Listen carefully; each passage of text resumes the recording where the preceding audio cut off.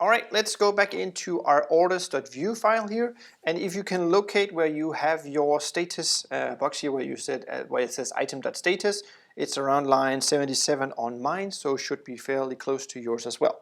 So we're going to do a few changes here. We're going to add a click button here, or a click event, and we're going to add a vbind for this one.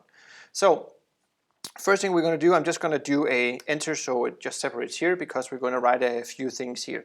So inside we have our v class, and this one we're going to remove. Well, we're actually going to change it. So we're going to, as I mentioned in the previous video, we're going to do a v-bind.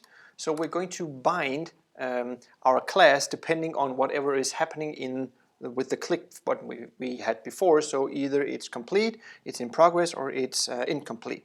So instead of just being orange all the time, we're going to change this and set this to item.status.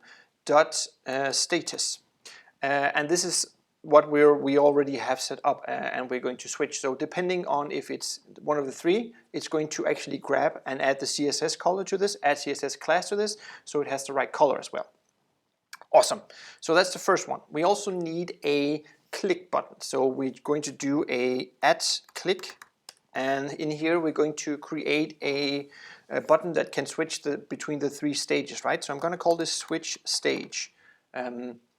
And what we're going to pass in here is the item.id, so we can track what we're clicking, of course. So if we're clicking the first or third item or whatever, so we're grabbing the ID just as we are when we delete one down here, right? So we know which one we're clicking.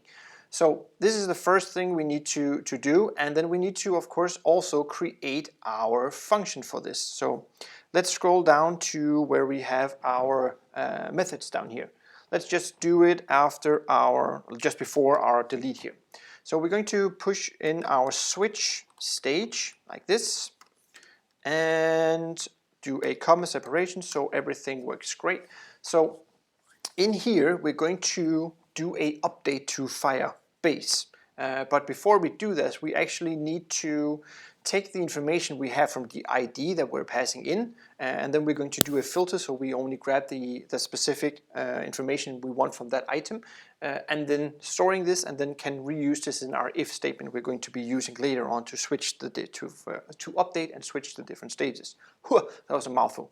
So let's start by creating a let here, or a variable, and I'm going to call this selected order item.